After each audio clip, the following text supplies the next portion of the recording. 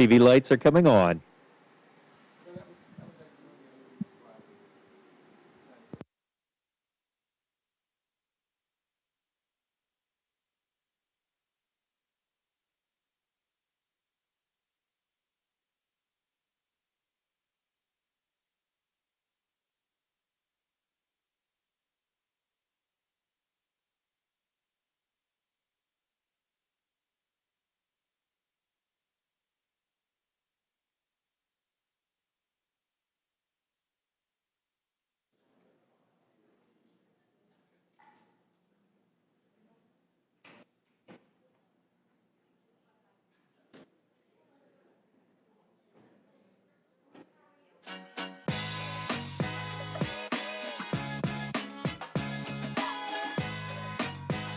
Recording in progress.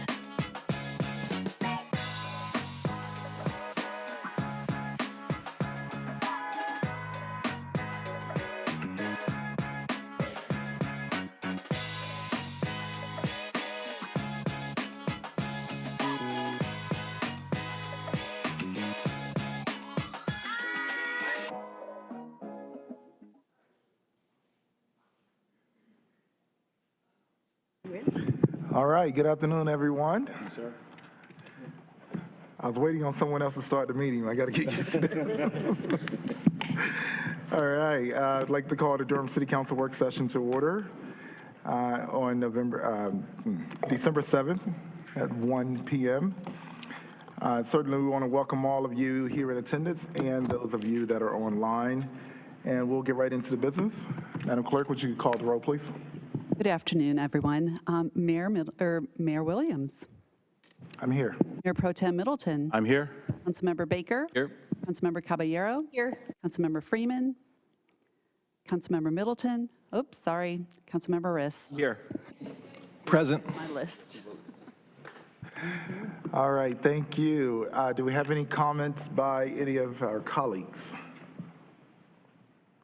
Madam Caballero. Good morning or good afternoon, everyone. Good to see you. Just a reminder, I need to leave right around 3 p.m. today. And then also just want to shout out the CIT awards that were this morning. Crisis Intervention Team Awards that were for our first responders. It was great to see folks get honored. Thank you.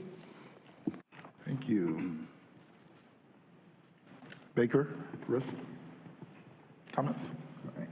Mayor. Thank you, Mr. Mayor. Good afternoon, sir. I wanted to just take this moment, and to my colleagues as well, good afternoon to all in chamber. I wanted to take this moment firstly to just acknowledge this threshold moment. Mr. Mayor, your first work session, holding the gavel as mayor, and to my new colleagues as well, your first work session where we do the nuts and bolts work of the council.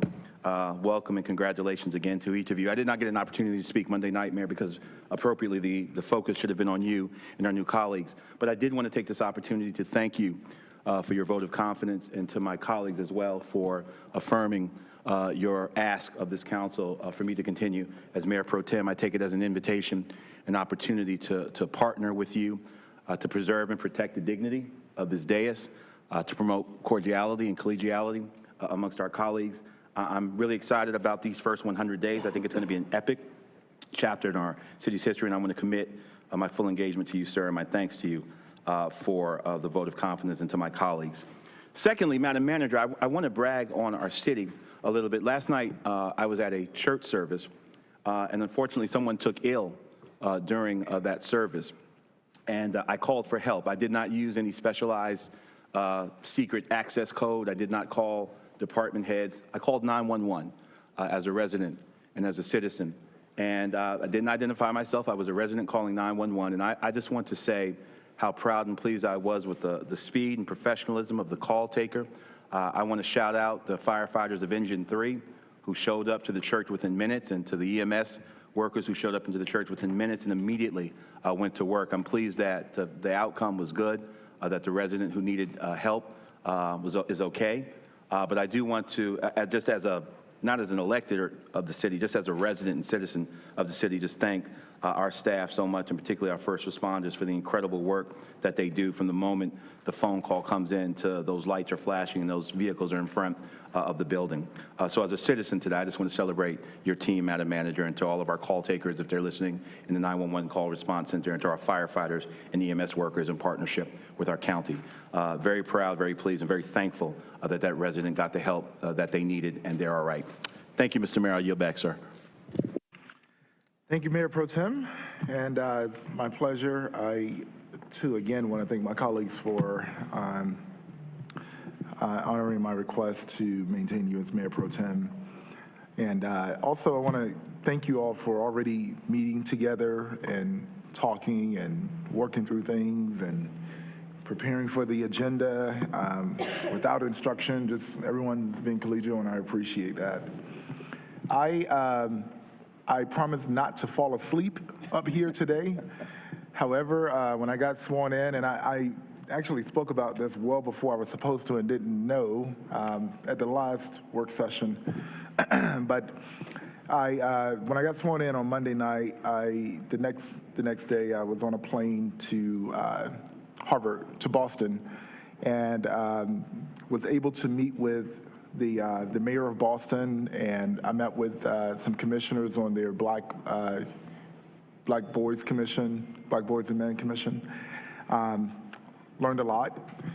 I met with a few other folks there, and then began the program with the Harvard and Bloomberg New Mayors Academy, basically. There were 251 mayors elected on November 7th across the country, and they chose 29. And I'm just really fortunate to be selected as one of those new mayors. It comes with a lot of resources, including flying 3 students up to spend a few weeks with me to help stabilize the first 100 days. So I'm just really excited about that and all of the resources that come with it. Did get a personal call from someone intimately close with the Bloomberg Philanthropies, and they said Durham has been they've been working with Durham since Mayor Schul.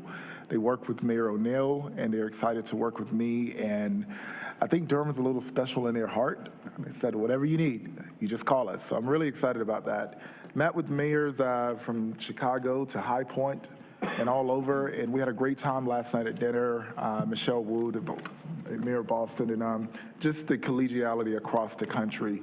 I'm really excited about that network and learning from them and them learning from us, and bringing those resources here. And we finished about midnight last night, and I was on a plane at 5 a.m. this morning, and went to share greetings with Governor Cooper at Fidelity.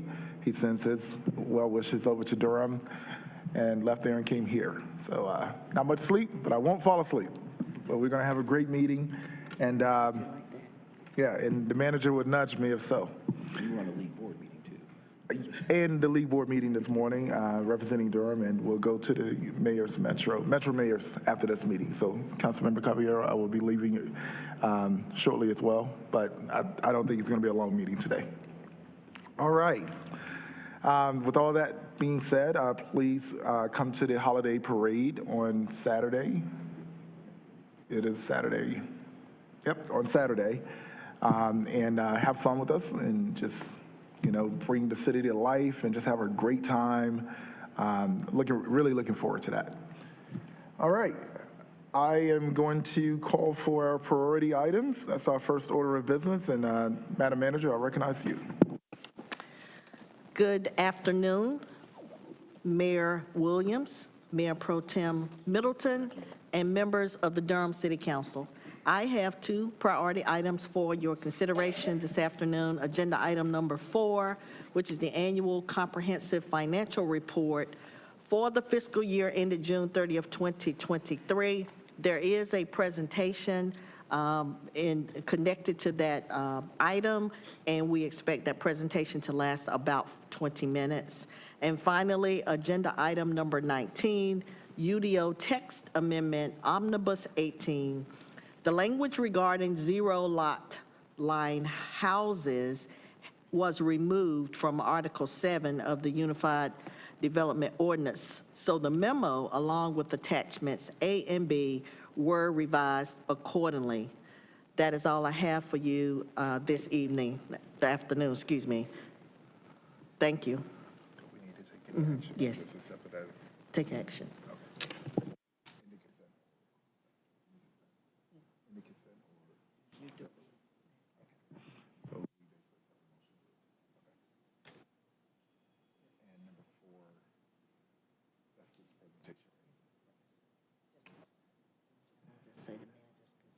Okay, all right, so pertaining to the manager's priority item, number 4 will be a presentation. Number 19, we will go ahead and accept them. Entertain a motion. So moved. Second. A second, thank you. It's been moved and properly seconded. All right, and we can do a hand vote. All in favor? Accepting the language as is. Thank you. All right. We will now recognize the city attorney. Sorry, good afternoon, Mayor, Mayor Pro Tem, and council members. Don O'Toole sitting in for Kim Rayberg. Unfortunately, Kim had a death in her family, and she's out of town for that, so I'll be here today. And the city attorney's office has no priority items. Thank you, and we'll now recognize Madam Clerk for any priority items. Thank you, Mr. Mayor. The city clerk's office has no priority items today. Thank you very much. At this time, I will read the consent agenda, and while reading, all right, and any member of the council can pull an item if needed. All right, item Mr. number Mayor, if I can 1. just, sorry, as a newbie again, so, and that's to pull an item to discuss today, correct? Correct, yes. All right, item number 1, approval of city council minutes. Item number 2, Durham Open Space and Trails Commission. Item number 3, Durham Cultural Advisory Board appointment. Departmental items number 4, the Auto Services, Annual Comprehensive Financial Report, ACFR, for the fiscal year ended June 30th, 2023. That will be a presentation. Number 5, fiscal year 2024-2025 budget development schedule. Number 6, American Rescue Plan Act project, Be Connected Durham, Fayetteville Street Corridor Equitable Engagement Series. I'd like to pull that item. Welcome, Councilmember Freeman. We'll pull number 7. Was that number 6? All right, number 6. All right, number 7, American Rescue Plan Act interlocal agreement with Durham County to support joint affordable housing projects. I'd like to pull that one. Thank you. Appreciate it. All right, number 8, contract with T.G. Allen and Associates, LLC, for equitable engagement on the new Unified Development Ordinance. Number 9, second amendment to grant agreement number 18353 between Legal Aid of North Carolina, LANC, and the City of Durham for eviction diversion. Item number 10, under economic workforce development, contract amendment number 3 for fiscal year 2022 through 2026, city services and programs for the Downtown Durham Municipal Service District between the City of Durham and Downtown Durham, Inc. Number 11, contract amendment for the ShotSpotter Respond Services I'd like to agreement. pull that one. Thank you. And we do have a speaker for that also, Mr. Mayor. All right. Number 12, contract with Central Carolina Holdings, LLC, for recycling and disposal of scrap tires.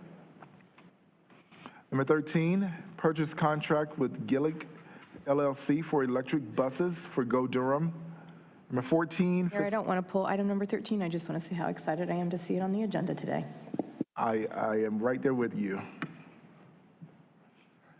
Number 14, fiscal year 2023-2024, 5339 Federal Flex Grant Project Ordinance. Number 15, agreements between City of Durham and City of Raleigh regarding mutual aid for drinking water supply. Number 16, contract with Doppler, Inc. for water and sewer maintenance, supplemental dispatch, and customer notification services. Public hearings, City County Planning Department. Number 17, consolidated annexation Page Road, Greenwood. Number 18, zoning map change 3317 and 3325 Rose of Sharon Road. Number 19, UDO text amendment, omnibus. Number 18, just been moved on. Number 20, UDO text amendment pedestrian mall.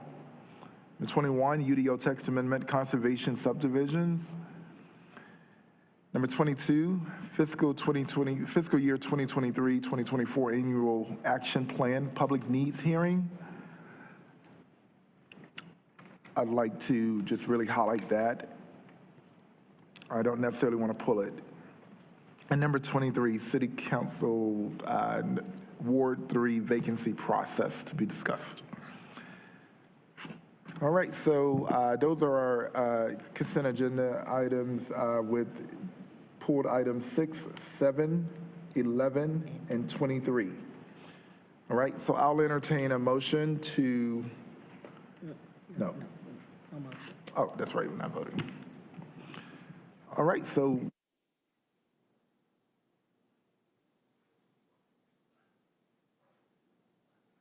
yes, we do. Do I have cards? So they would speak first, if you have any here in the chamber. There it is. All right, so at this time, just so you don't have to sit through the entire meeting with all the technical stuff, I'll recognize any residents that have signed up to speak. The first that I have is DeWarren Langley, and they may be online. Mr. Langley, if you can hear me, you can raise your hand and just speak up when you can hear me. I can hear you. Okay, thank you. You have 3 minutes, Mr. Langley. All right, thank you. First, I would like to start by congratulating Mayor Williams, Mayor Pro Tem Middleton, Councilmember-elect Risk Baker, and Javiero on her reelection to the City Council. My name is DeWarren Langley, and I serve as the Executive Director of the Charles Hamilton Houston Foundation, which provides a continuum of intense strategy-centered, skill-based, and career-focused programs, services, and mentorship to facilitate academic, leadership, and professional development to prepare boys and young men of color for academic success in the competitive workforce. The absence of academic proficiency coupled with high suspensions and disciplinary referrals correlates with juvenile delinquency of boys of color, as we've seen with the recent reports that have come both from our sheriff's department, police chief, and what we've seen in the local news media. To break this cycle, a critical emphasis on high quality education, early career exposure, and workforce readiness is imperative. That's why I come before you all asking for your assistance and support in the work that we are doing. Our mission is to provide tailored academic leadership and professional development for boys of color in grades 6 through 12, as well as young men ages 18 to 25. By investing in their future, we cultivate confidence, hone skills, and facilitate the creation of personalized plans to pursue their dream careers. Together, we bridge opportunity and workforce readiness gaps, creating a pathway to expanded career opportunities and economic success. Our data speaks for itself.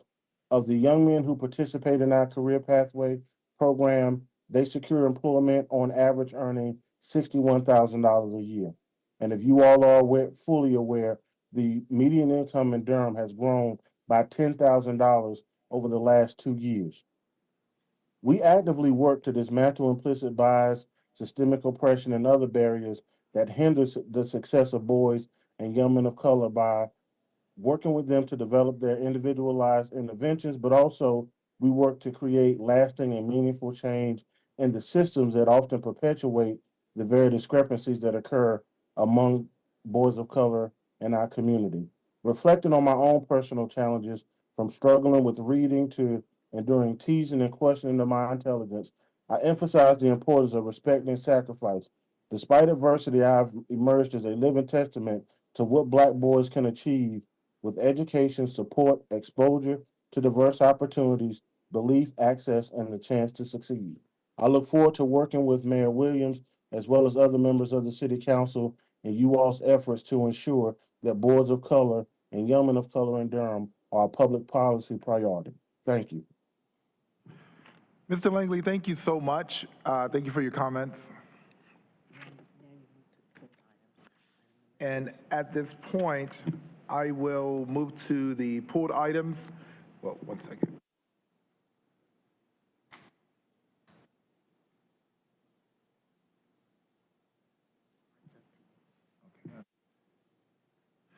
All right. At this time, I'll recognize any others in the room that would like to speak on a citizen matter.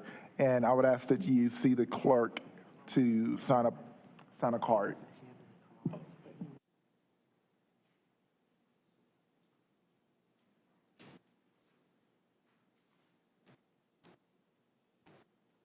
Good afternoon, Mayor and the council. Hello. All right. I also would like to thank the first responders who are phenomenal within our city. My name is Lakeisha Alston, and I am the founder of Preparatory Academy Charter High School, as well as the Helen Alston Technology Education Foundation and the Aesthetic Cosmetic Industrial Research Sanction. Our goal is to become the 16th and 17th constituents of the General Assembly. Durham County is known as the Purple Heart and is the epitome of resilience. It represents the survivors of various battles fought not physically on battleground, but in the fronts of crime, education, economic disparities, and real estate inequality. As we strive to revitalize our historical roots, it is imperative that we shift our focus to the overlooked obvious and ponder upon the true measure of Durham's heart. It is measured by its parameters that encloses it, or by the depth of its love. In our pursuit of economic and educational development, we must prioritize teaching that is rooted in values and character. Our instruction should no longer be restricted to mere academic achievement, but should extend beyond nurturing the holistic growth of our students. It is time to invest in the initiatives that foster entrepreneurship and empower individuals to establish thriving businesses in Durham County. One such initiative is RISE program offered by North Carolina Secretary of State, but is not offered in our city as a resource. This program is just not accessible to our county, so we need to change that so that our students will be able, and entrepreneurs, to receive resources more readily. Moreover, there exists a vast wealth of technology discarded by manufacturing companies that could be utilized to enhance the learning experience of underprivileged students. So Preparatory Academy is an academy that is like a mini college driven for entrepreneurship with aesthetics and medicine, business, mass communication, and industrial research. From working in education as well as in manufacturing, I've noticed that those scrapped resources are going to be given over to the more wealthy as opposed to Title I schools. So I would like to change that as a resource for my students, my future students. I have the Aesthetic Cosmetic Industrial Research Sanction, which is kind of like a funnel for the FDA. Thank you. That is your time. But I will say, please reach out to me. I want to better understand what you have that you're working on. Yes. And I think that it may play into some initiatives that are coming up. But thank you for your service. Thank you for what you're doing. All right. Mr. Mayor, I was just going to ask you to repeat the organization. I didn't catch it. You were talking too close to the mic.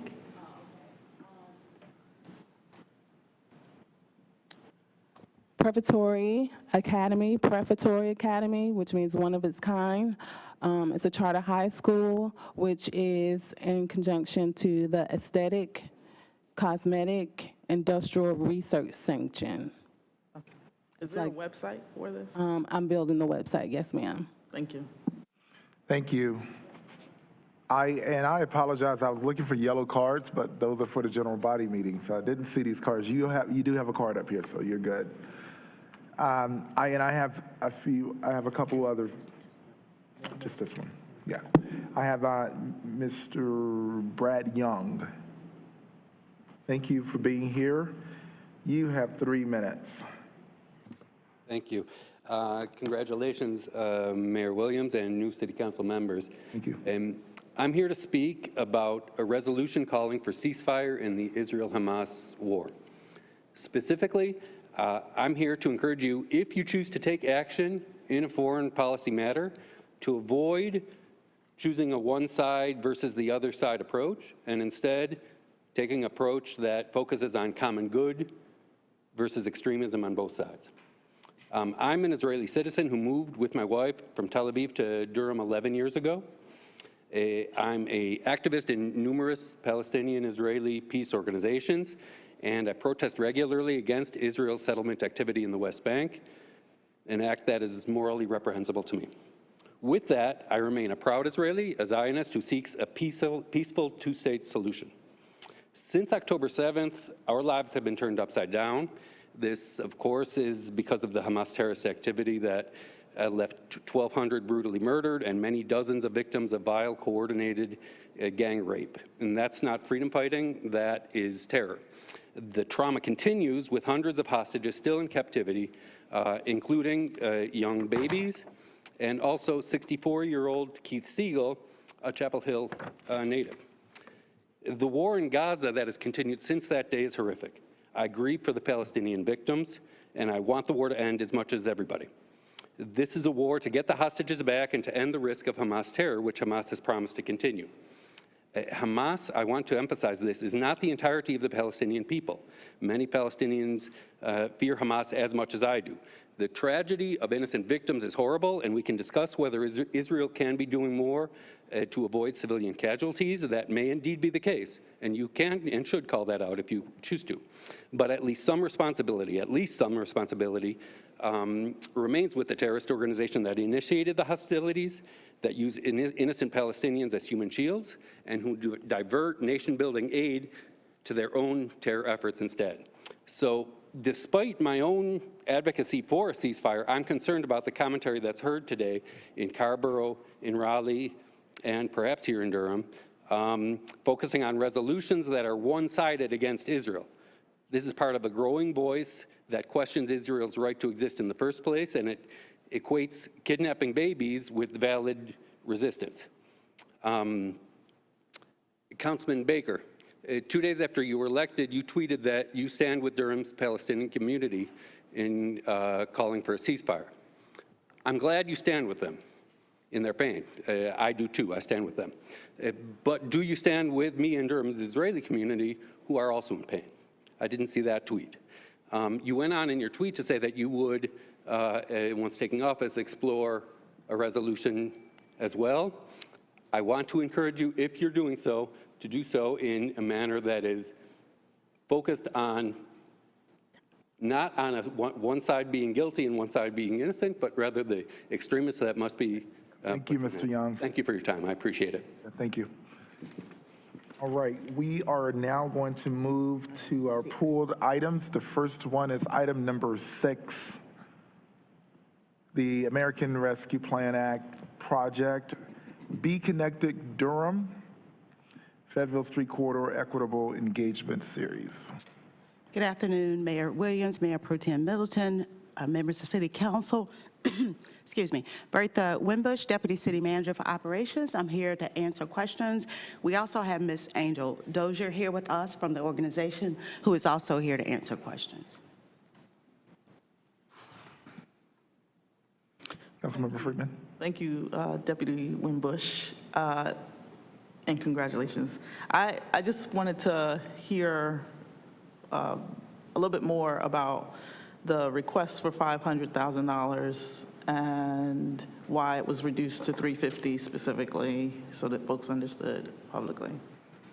Thank you, Councilmember Freeman. When City Council approved the organizations for funding who submitted proposals, you all decided to only fund 70% of the request up to $1 million maximum. So is there a path for folks to get the full 100% if necessary? There is not at this time. The remaining funding has been allocated for the affordable housing projects, the $10 million and the additional $3.5 million, which is on your agenda today. And just making sure, when will we hear, I guess, more immediately about where the numbers are or where the numbers fall after all of the allocations have been made? And I guess once the funds start to spend down, what I don't want to happen is that we get to 2025 or to the end of 2024 and then we're trying to figure it out. What I would like to see is essentially for the folks who are at 70%, where we could kind of keep a list of who might be able to get that additional funding if we do see that we have funds available. So our plan is to bring an update to you in the new year within the first few months, most likely closer to our budget discussions, perhaps in February or March, to bring that update to you. I'm happy to share anything in writing with you before that time. We have information on the website. We also we're keeping up with that in our dashboard. So we do have that information readily available through any questions that you have. You can also submit, through that ARPA email address if you have specific questions. And Victoria Samayoa and the team will be happy to provide a response to any specific questions. And say the ARPA email address one more time. Make sure I get it correct. ARPA@durhamnc.gov. ARP, not the A on the end.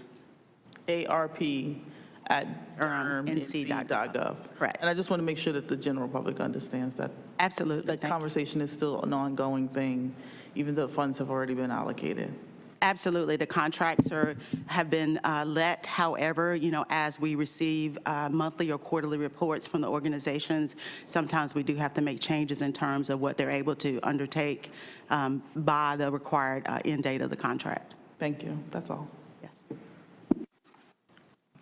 Thank you, Deputy City Manager Winbush. And thank you for also being here as a resource. Thank you, Councilmember Freeman, and we will now move to number 7, the American Rescue Plan Act interlocal agreement with Durham County to support joint affordable housing projects. And this was pulled by Councilmember Baker, right? All right. Yeah, thank you. I'm happy to see ARPA funds going toward affordable housing and interlocal agreement between the city and the county on this issue. Could you just provide a little bit of context, a little bit of detail about what this money is going towards? And the other question I had was, the number here is 80% area median income, and do we think it's going to end up being that high? Why was 80% selected rather than something more affordable? So this agenda item is actually to accept the funding from the county for the interlocal agreement. Reginald Johnson from Community Development is here to answer questions specifically about the projects you'll see, which would not be part, obviously, of this agenda item.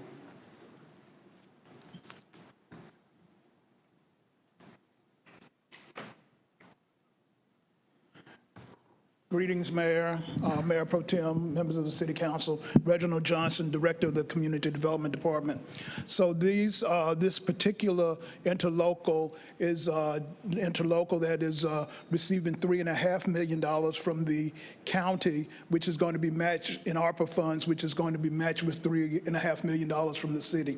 And so that's in addition to the previous $10 million allocation that the city and the county have put forth for a total of $27 million.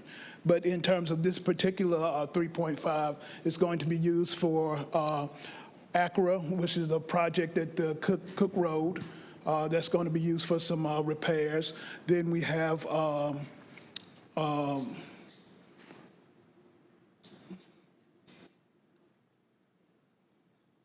on. I get my Harriet's Place, which is a redevelopment of a project with reinvestment partners. Then we also have Southside Revitalization, the Southside phases 3 and 4. And then we also have another project with, it was formerly called Gear Street. We call it well, it's formerly Gill Street. There's another project that we have the number of units that go with that one. And then there's one more, I'm not recalling the name of it right now. Sandy Ridge, thank you. Thank you. Sandy Ridge. So those are the specific projects that this particular allocation is designed for as of right now. Okay, and then the 80% is just to remain flexible. Sounds like perhaps most of that is going to be below, well below 80%. Is that true? Oh, yes. So the reason that it's 80% or below is because that's the HUD, the top HUD standard for AMI. But for example, in all of our units for the RFP, you have to have a certain number of units that are at 30% and below, and then there are a number of units that are 60% and below as well. So you can say that a majority of the units are below 60%. Great, thank you. You're welcome. Councilmember Rist. Mr. Johnson, thanks for the presentation. Just a question. So I assume these are all affordable rental units? Not. Oh, yes, yes, these are all rental units. Oh, thank you.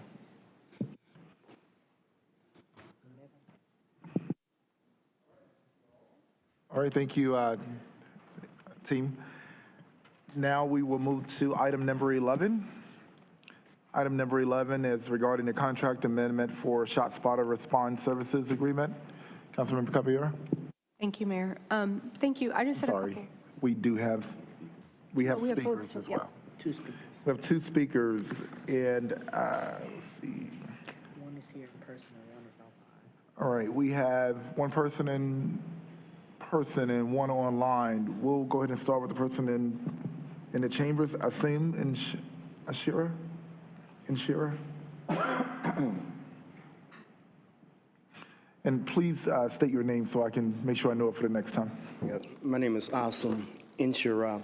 I live at 308 Dunstan Avenue here in Durham, North Carolina. Thank you for opening up the public hearing to this. I'm a big supporter of 911. I live in a neighborhood 3 blocks away from North Carolina Central University. We're plagued by shootings. And I call, when shots fired, I call every time. Initially, I wasn't in support of spot shotter. These are shells that I pick up. Even though I'm limped up here, I walk on a regular basis.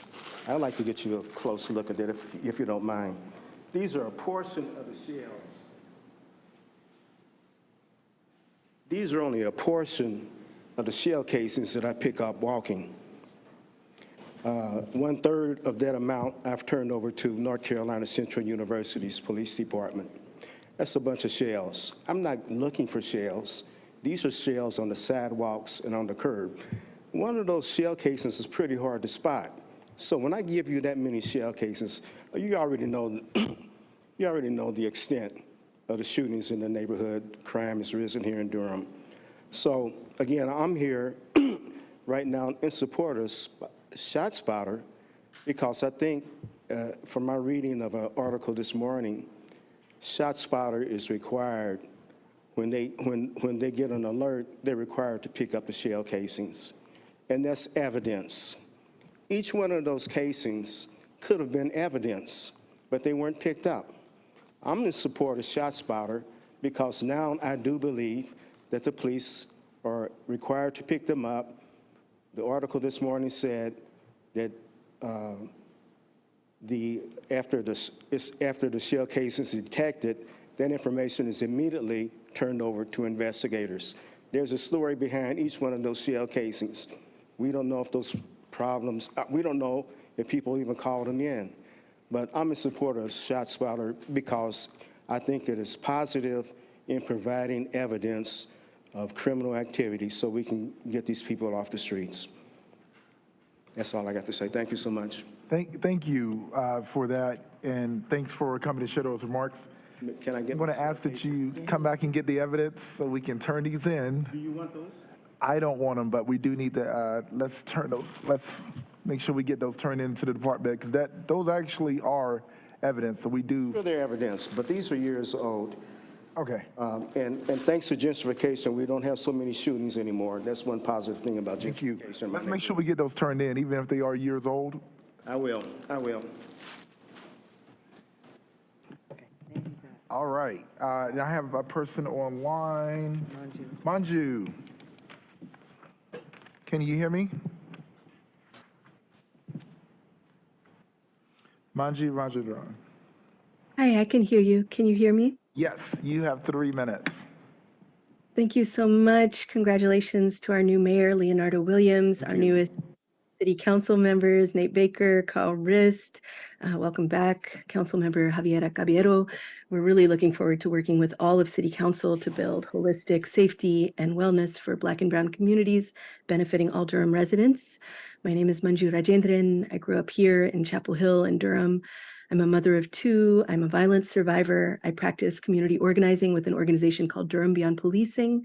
Since 2016, we've organized Durham community members around questions of how we can end harm and violence through reallocating resources towards what our communities need to thrive instead of increased policing and mass incarceration. Since 2017, we've been pushing back against ShotSpotter. For years, community residents have spoken up at City Council to say, please keep ShotSpotter out of Durham. I unite with our neighbor who just spoke about the deep sense of concern we have about gun violence and how it's impacting Durham. And if ShotSpotter were a real solution for this problem, I would embrace it. But this ShotSpotter pilot that has had an entire year to be tested, and as I've looked, just starting to look at those results that have been shared on the ShotSpotter dashboard, it just really doesn't look particularly impressive or worth continuing. Right after the ShotSpotter pilot failed to detect a major shooting at the top of this year that injured 5 residents in January, a Wellens Village resident said to ABC 11, I want my money back. I'm mad. We wasted money. $200,000 for this ShotSpotter. What is it for? And now City Council is talking about the prospect of taking this 1-year pilot that has already showed its failures, its false positives, which, I mean, the racial justice implications of false positives is obvious, I'm sure. And y'all are talking about 3 extra months of surveillance with $52,000 of public money. And when we're talking to East Durham residents where that ShotSpotter pilot happened, about how they would like their public dollars spent, they're really talking about youth programs, they're talking about education, they're talking about better lighting, they're talking about community centers, they're talking about healthcare, job support. What ShotSpotter gunshot surveillance technology would cost us if rolled out across the city, according to ShotSpotter, would be $65,000 to $90,000 per square mile per year, plus a $10,000 initiation fee per square mile. So when we're talking about investing public dollars at that rate per square mile, and we're asking neighbors what they want, what it is isn't ShotSpotter. What folks want is real solutions to gun violence, and we're happy to help make those conversations happen. If folks aren't hearing enough community voices, we'll bring them to the next City Council meeting. Please put this on the main agenda. Thanks so much. Thank you. Thank you for your comments. All right, I will now bring it back before the council. Councilmember Caballero. Thank you, Mayor. I just had a couple questions. So my understanding, based on the memo, is essentially we are at our 1-year pilot end, but we are extending the contract for 3 months while there is an evaluation being performed. I'm in agreement with the evaluation. I guess 2 questions I have is, it was already included in the budget, so I'm just trying to understand if that meant that the contract was, is the contract, or is this amount then more than we originally thought, 1, and then 2nd, you know, what happens if the evaluation's still not done in 3 months? Like, I'm a little bit concerned around a slippery slope of extending a contract beyond the original parameters. And I will be asking that we put this on GBA instead of on the consent agenda. Thank you. Thank you. Sean Huey, I'm the Fiscal Services Manager for the Durham Police Department.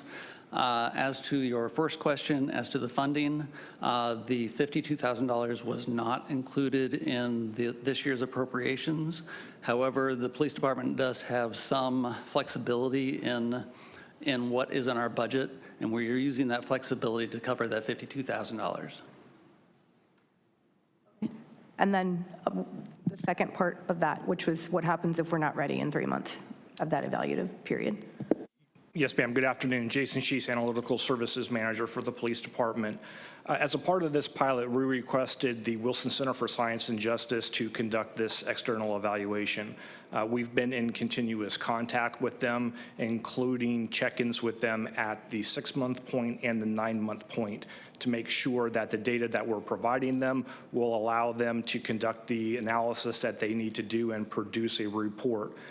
Based upon those 2 interim time periods, we have a high degree of confidence, as does the Wilson Center, that they will be able to produce that report and bring it in forward to the department and the city council within that additional 3-month time frame. Okay, I appreciate that. I think my colleagues know how I feel about ShotSpotter. It's been a long time, so I don't have more to say, but I do request that this be put on GBA. Thank you. All right, Manager Page. Yes, I did just want to clarify that the funding, the actual funding is included in the police department's budget. I wanted to make that really clear, and is indicated in the report that is the case. It is actually the contract itself, which was for 12 months, needs an extension of time, and in order to continue to service during an extension of time, that money needs to be used for the purpose. Can I ask a following clarifying question? So I guess, is it the money was allocated to the police but not specifically for this contract? I'm just trying to understand. Like, I understand it being allocated to the police department, but those $52,000, was it basically in a different bucket of money and it had to get moved? Even if it was within the police department's budget, is it still being moved from one internal bucket in the police to extend the contract? It is in the operational budget of the Durham Police Department. Yes, correct. Thank you. All right, and this item has been requested to be placed on the general business agenda. Councilmember Riss. Yeah, just another clarifying question. So just so I'm clear, the data will be in after the pilot year, right? So by extending this contract 3 months, there's not additional data. The Wilson Center will make their evaluation based on the 12 months of data. Is that correct? Yes, sir. The evaluation will be based upon 12 months of data ending December 14th of this year. Correct. And then, so then essentially the value add of extending the contract is not additional data. It's essentially continuing ShotSpotter while the evaluation is going on. Yes, sir. Continuity of service while that evaluation is being completed and brought in front of you for consideration further. Right. But yet we're doing a pilot to figure out if we want to extend ShotSpotter. So it seems a little bit, as my colleague, Councilwoman Cavier said, it seems like a little bit of a slippery slope. We're extending, but we haven't finished the evaluation. We don't have the data from that. And this is not going to give us any more data. It's simply extending. Correct. To continue to add data would continue to then move that marker out, right? So that's why we have a firm cutoff at 1 year for the pilot period. Naturally, there would be a lag. There's no way that the Wilson Center could produce a report on December 15th. Understood. So there's a bit of a lag between when the data ends and when that final evaluation can be brought before you in the complete report. Great. Thank you for clarifying. Yeah. Deputy City, Bo Ferguson. Councilmember Freeman. Thank you. So I just wanted to understand too, when you say continuity of services, that's assuming that we would continue past the pilot?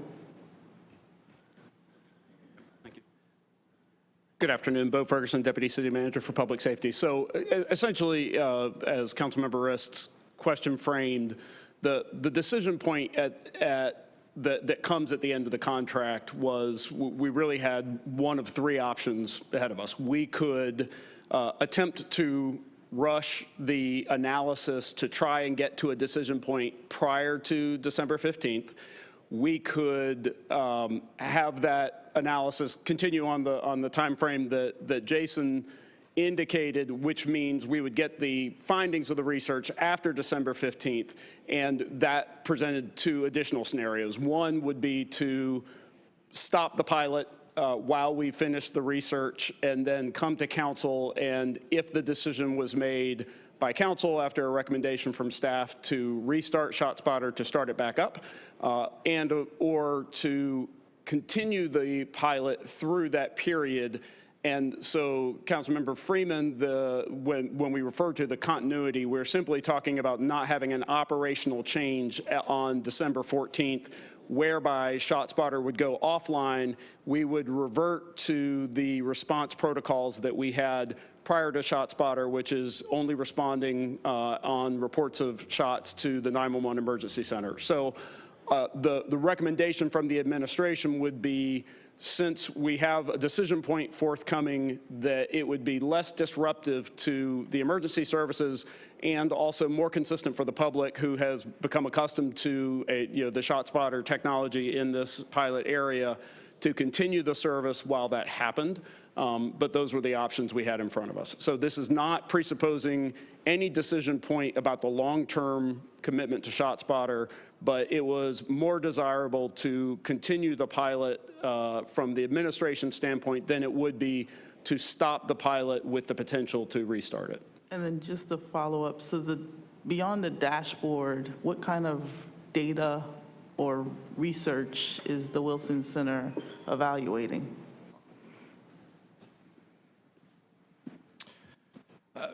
Yes, ma'am. So essentially the research question that we posed to the Wilson Center was whether a system of using ShotSpotter to supplement the system that the Deputy City Manager mentioned, essentially citizens calling 911, whether that produces a faster response by police and a more accurate response, and if so, what are the public safety and the public health outcomes from that?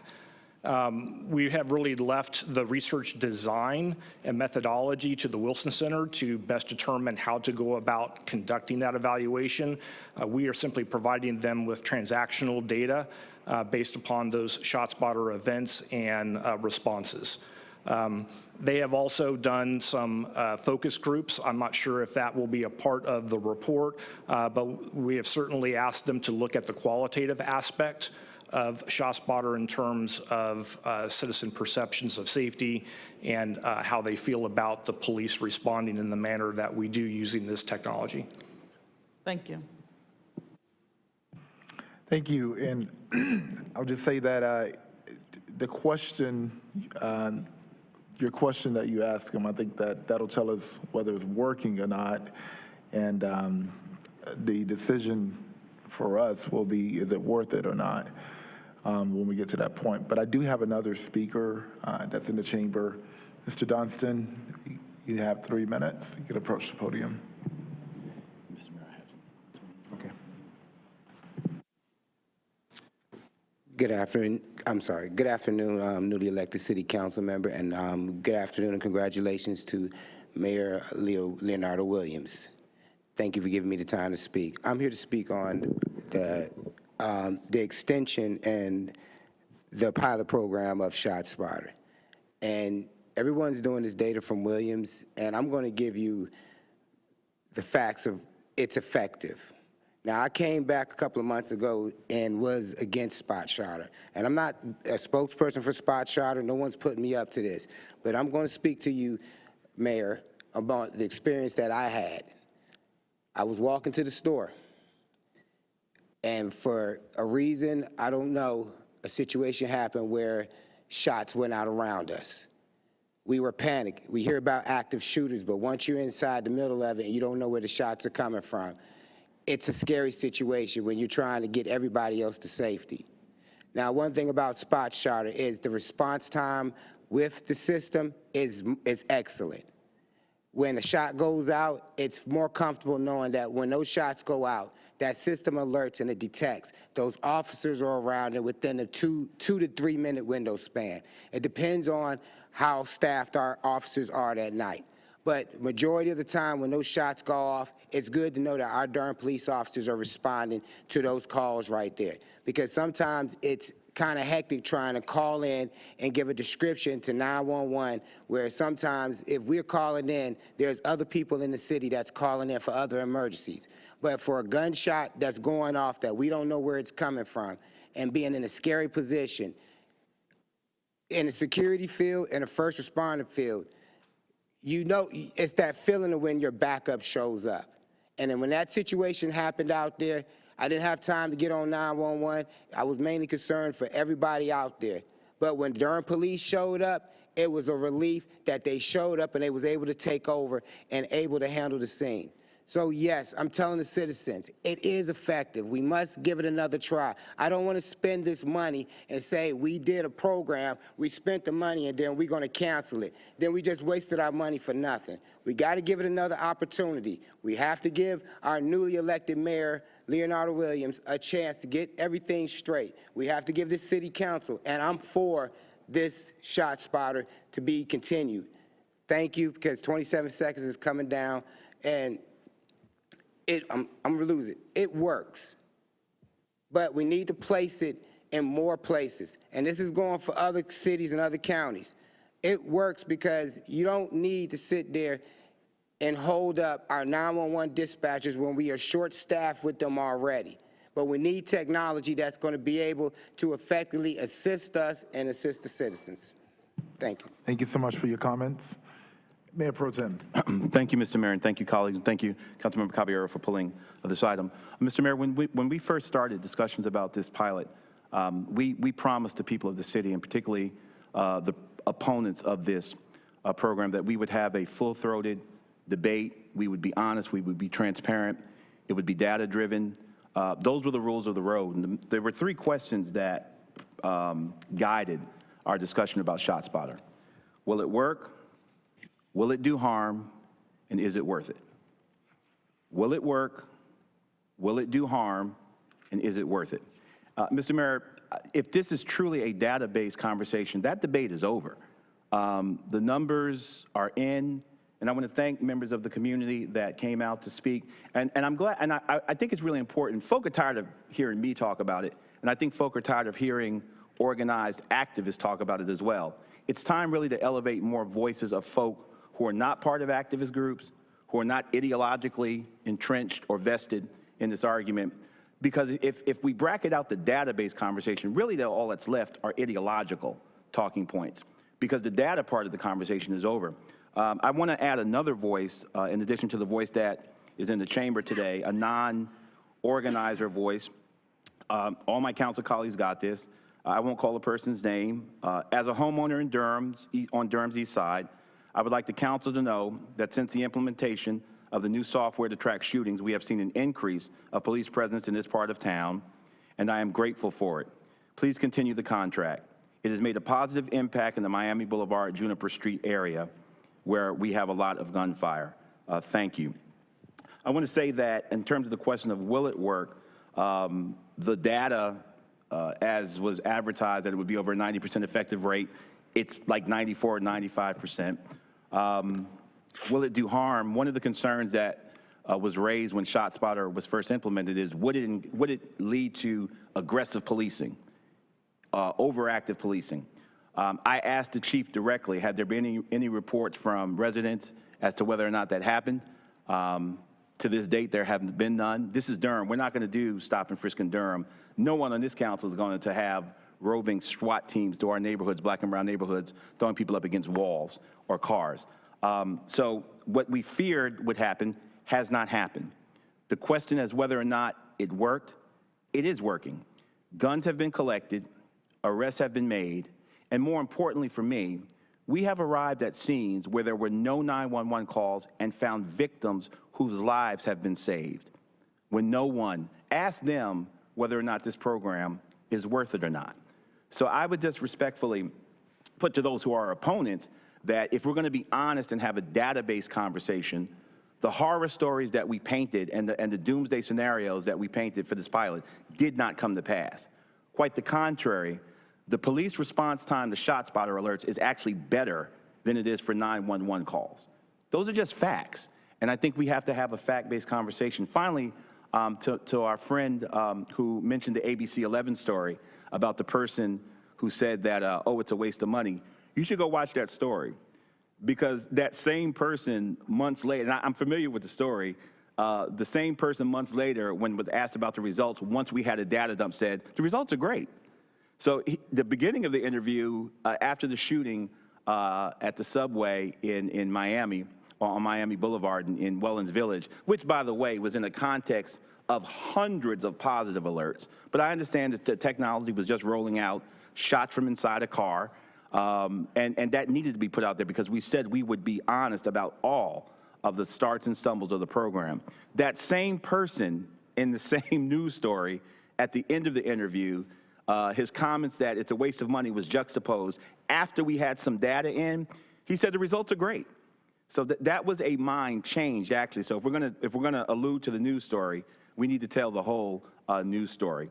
And finally, Mr. Mayor, I think it would be absolutely devastating that on December 14th, the sensors just went dark while we're trying to figure out whether or not we're going to do the contract or not. This technology has already been integrated into our response protocol.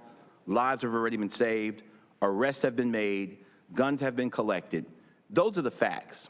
All that's left now is ideological objections, and I don't think we should be making policy based solely upon ideology. I think it should be data-driven. Thank you, Mr. Mayor. Thank you. Thank you for your comments. All right. Councilmember Freeman. Thank you. Just a question for staff. Has the question been pursued whether or not ShotSpotter is a private company, if they would be willing to forego this 3-month charge? Maybe there's some type of promotional credit. Like I'm trying to understand why because we're trying to do this evaluation, understanding that it would take longer than a year. Like, unless this was a 9-month evaluation, these 3 months, it just doesn't make sense to me that you would set it up this way. Thank you. Again, Bo Ferguson, Deputy City Manager for Public Safety. So when we commenced the 1-year pilot, we had not finalized our plans with the Wilson Center around what the evaluation process would look like. So the question about why the original pilot term didn't align with the evaluation term is simply that we had not finalized those details. To answer your question, did we approach ShotSpotter about extending the contract time without expense? The answer to that is yes, but ShotSpotter was not willing to extend the contract time without being compensated. Thank you. Councilmember Rist. I just have one more question also, Deputy Manager Ferguson. And I don't know if you can answer this or not, but I have a question about the evaluation by the Wilson Center, and that is whether, I understand from my colleague, Councilman Middleton, that response times are faster for ShotSpotter alerts, correct? I guess my question is, like, will we be evaluating also overall 911 response rates in the context of having ShotSpotter implemented? Is that part of the evaluation? I might ask you to clarify the question. What about overall 911 response rates? Right. I mean, since we've implemented ShotSpotter, what do we know about the overall, because 911 call, there are all kinds of calls, right? And they're not all ShotSpotter events, right? So what do we know? Do we know anything about the influence of ShotSpotter technology being implemented on the overall response rates generally to 911 calls, right? Jason, I'll let you comment. I believe the primary question that we are looking at is the response time to ShotSpotter reports of shots fired versus the police response time due to a 911 call of shots fired. And I'll look to Jason to see if there's other data sets that are being analyzed as it pertains to the overall 911 response. Right. I guess the question is, like, is there any interaction between these two? So the data that we are providing the Wilson Center includes data for the entire city having to do with the reports of sound of shots. Those may be ShotSpotter only initiated. Those could be resident 911 call initiated only, or a combination of the two. So therefore, it is within the scope of their evaluation to look at police response to events occurring in the ShotSpotter coverage area in comparison to responding to similarly reported events elsewhere in the city that does not have ShotSpotter and relies solely on a resident 911 reporting system. Does that answer your question? Yes, right. So it's where there is some evaluation of larger response rates citywide. Yes, not for all police, I'm sorry. Following the implementation of ShotSpotter. Yeah. Yes, sir. I just want to clarify, it's not for all police responses to all calls. It's specifically looking at reports of gunfire. And what does that look like in the ShotSpotter coverage area in comparison to elsewhere in the city that does not have that coverage? That is the comparison that we've asked them to look at. Let me add to that.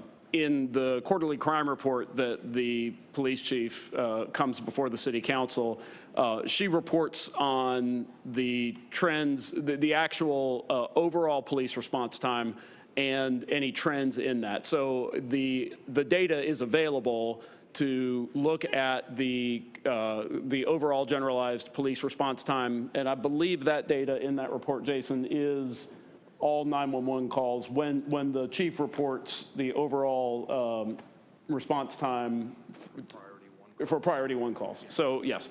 So I do think there is a data set that approximates the question you're asking that would be available. Whether or not that data set is of particular interest to the Wilson Center, I'm not sure, but it is certainly something that we report on a regular basis. So I think that data can be made available to you and certainly is available to the public. Councilmember Freeman, thank you. Just to re-clarify, when we set the target areas, weren't these the highest areas of shootings? So that I just want to make sure that that's clear. Like, the comparison wouldn't be like you have a lot of other shootings occurring in a different community. These were the areas that the shootings were occurring, right? Just to confirm, your question is, how was the coverage area selected? Is that the question? Okay. The coverage area was selected based upon the premise that it's 3 square miles of coverage area. And so multiple years worth of data was collected around gunfire events. And this was the area that had the highest concentration overall of gunfire activity within the city. Certainly there are other areas that do experience gunfire, but as a one contiguous 3 square mile area, this had the highest density of gunfire activity. Thank you. Mayor Pro Tem? Thank you, Mr. Mayor, and I want to thank my colleagues again for their great observations and questions. To Councilmember Rist, really excellent questions, and I thank the Deputy City Manager. My statement was, in fact, based upon data that's already available. When the police chief did present, she gives the response times for all 911 calls. My point was that when you look, and of course, response time is the golden standard. We want to get to responses quicker. And when you look at responses that are specific to ShotSpotter, to gunfire alerts, that response time is better than our response. It looks more like the response time we want to have for all 911 calls, and in part that's because the technology bypasses the police having to stop at the house, figure out where the shot came from, and then leave, as opposed to do triangulation going straight to the incident. Secondly, finally, Mr. Mayor, I do want to say just a bit of history. You know, when we first had the opportunity to try this, it was 6 months free. There was an offer on the table for 6 months, and we turned that down. And then years later, it got cut to 3. So I just want to, just for residents' sake, it was a much more generous offer years ago when we had the opportunity to do it. We for whatever reason, we turned it down then. The 3 months is reflective of years after, a couple years after the first offer to us. And the technology's gotten less expensive as well since that time as well. It was more expensive back then. So I do want to place that for historical context. Thank you, Mr. Mayor. Thank you. All right. We will now move to number 23. That is true. Let's go ahead with the audit report, and then we'll finalize the agenda on number 23. I think we'll get out of here in time.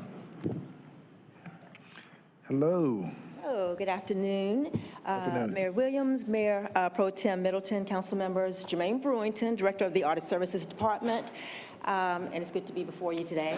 I would like to introduce to you Ms. April Adams. She is a partner with Cherry Beckert LLP, our external auditors, and she's going to give you a summary of the fiscal year 23 audit results.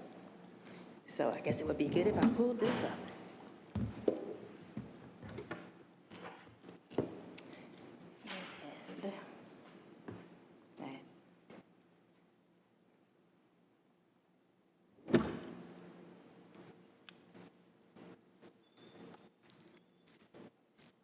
So we've been doing this for 3 years now, and There we go. good? Perfect. Well, good afternoon. I am excited to be here to give you the results of the audit. Here's what I'd like to cover with you this afternoon. One, I'd just like to briefly cover the client service team.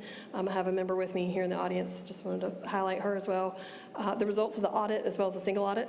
Sorry, is there a way that we can put this in presentation mode so that we can, oh, it's a PDF? Okay, never mind. I guess Zoom would be fine. You're fine. Okay. Just want to make sure folks can see it in the audience. No problem. I bought some new glasses this week, so I can see it. We'll note for next year that it should be a PDF, a PowerPoint. So then I'd like to cover internal controls and how they play a part in our audit and how we report on those. Then I'd corrected and uncorrected adjustments. Another way of saying that is adjusting journal entries. I'd like to cover any information about that. And then the next 5 or 6 bullet points are just things that, as a part of our audit, we are required as your external auditors to communicate to you as the board. And so we'll cover that. It's quite a bit of information, but I'll do it as fast as I can. All right, so the client service team. This slide's important to me because it's where I get to inform you that we work for you, the board. While we conduct the audit with members of management and the finance team and all of that, we actually work for the board. I'm April Adams, I'm the engagement partner. That means that I sign the opinions on behalf of the firm and take responsibility for the firm with that. Every audit that Cherry Becker conducts is required to be reviewed by another partner level person. So Scott Anderson reviewed our report as well as the second quality reviewer. And then with me today is Olivia Moody. She served as the audit manager. And basically what happens is we sit down at the beginning of the audit and make an audit plan, and then she's the primary person that executes that along with our staff and makes sure that the audit work gets done and coordinated, the resources, et cetera. And then Carly Long served as the senior. She's also an intricate part, but she's really in the details of making sure the work gets done.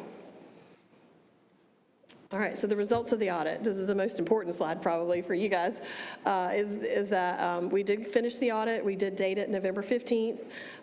We actually issue 4 separate opinions or reports as a part of your audit report. All 4 of those, we issued unmodified opinions. That's also known as a clean opinion. That is the best results that you can get. That's us giving you the highest level of assurance that we can give you that your audit, your financial statements are free from material misstatements. So that means we don't come in and test every single transaction, but we look for where they're most susceptible to being materially misstated and focus there to ensure that all the numbers are correct. Included with your audit is a single audit. So this is the audit of the federal and state dollars that the city gets and administers during the year. There's a methodology that we use to determine major programs. So that means we don't test all of the grant dollars that happen every year. It's focused on a 3-year rotation. And so this year we audited the Federal Transit Cluster, the Coronavirus State and Local Fiscal Recovery Funds, also known as ARPA funds, the High Intensity Drug Trafficking Area Program, and the POW bill, which is the money that you guys receive from the state that help basically resurface city streets. A part of testing these single audit programs is that we look for, there's 14 different types of compliance requirements that may or may not be applicable to each one of those programs. We look at the ones that we determine as directed material, and we audit for compliance on the administration of those programs. And so I'm happy to report that we didn't have any findings or issues related to those programs. All right, for internal controls. So it's important for me to let you know there's a lot of words on this slide. I don't sure to focus on those. We basically just lifted that wording off of the opinion. But what this is telling you is that we do a lot of work for internal controls as a part of our audit, but we don't opine on them. The reason why we're required to do a lot of work is because we are required to report to you if we find any deficiencies within those control environments. And so what we do is we determine what are the significant transaction cycles. So those tend to be the cash. How does the city disperse cash? How does the city receive cash? How does the city pay payroll? And then how does the city take the information from the financial system and create the financial statements themselves? We look for the controls around that. From that, we do sometimes decide to test for operational effectiveness.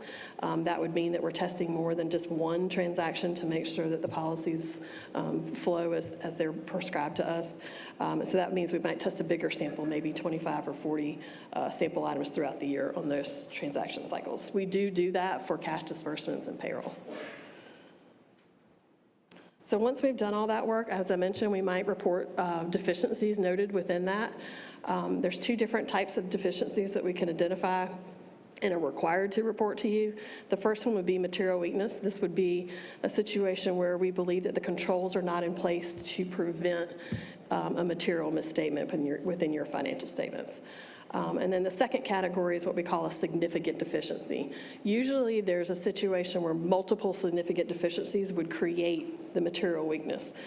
So a significant deficiency is much less than what a material weakness would be. That just means that there are pieces of the control environment that could be improved to reduce the risk that they may become a material misstatement.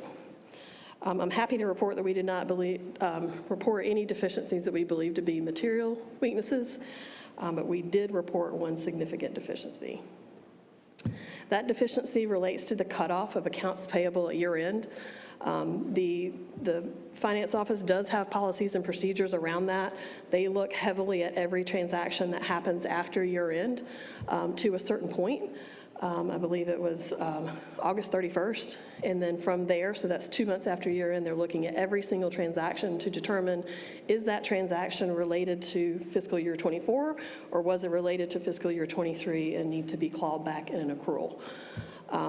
This transaction that was identified that needed to be recorded was booked on the books as of September 1st. So it would happen the exact day after the cutoff period. And so what we are suggesting is that it's normal for most entities to not look as heavily after that 2-month period, because it's pretty unlikely that you'll have expenditures that you're not aware of coming in after that point. But you do need to have something in place to find any material transactions that may still need to be accrued back all the way to where we date the report. So they need to have something in place all the way till November 15th in this case, assuring that there's no transactions that should have been recorded related to 23 that happened in 24. As far as corrected and uncorrected misstatements, again, this is the adjusting journal entries. So we are required as your external auditors from the time that we're provided a trial balance to report to you any adjusting journal entries that get booked that are found as a result of our audit. We have what we call corrected misstatements. Those are ones that are material and need to be corrected. And then we have what we call uncorrected. These are ones where we can decide with management that they're not material enough to record. Your financial statements are fine and materially misstated, or materially fairly misstated, if they're not booked. And so that's where this invoice comes into play. It's related to what I just talked about with the accrual cutoff. This is the invoice out of the transit fund that got missed. And so we decided that it didn't need to be booked for the financial statements to be fairly stated, but it was recorded as an uncorrected misstatement that we needed to report to you. All right, the next couple of slides talk about the qualitative aspects of accounting practices. I've highlighted them here in the graph, and we're just going to go around each one. But the first one is just significant accounting policies. If any change during the year, we're required to report those to you. And so the first one the one for this year is GASB 96. This is the subscription-based information technology arrangements, otherwise known as subscriptions for technology. So if you're, or software, the licensing to be able to use certain softwares. What this standard is asking the city to do is to record a right-to-use asset for those subscriptions for those softwares, as well as a corresponding liability for the agreement. And so it basically just is an increase in your assets and an increase in your liabilities. This was similar to the standard that was implemented last year for leases. Next up would be related party transactions. During the audit, we are required to inquire and look for significant related party transactions. If any were identified, we would be required to look at certain, making sure that they're recorded properly, making sure that they took place at arm's length transactions. And so we didn't have any to report for the city, so there's none that we looked at in particular.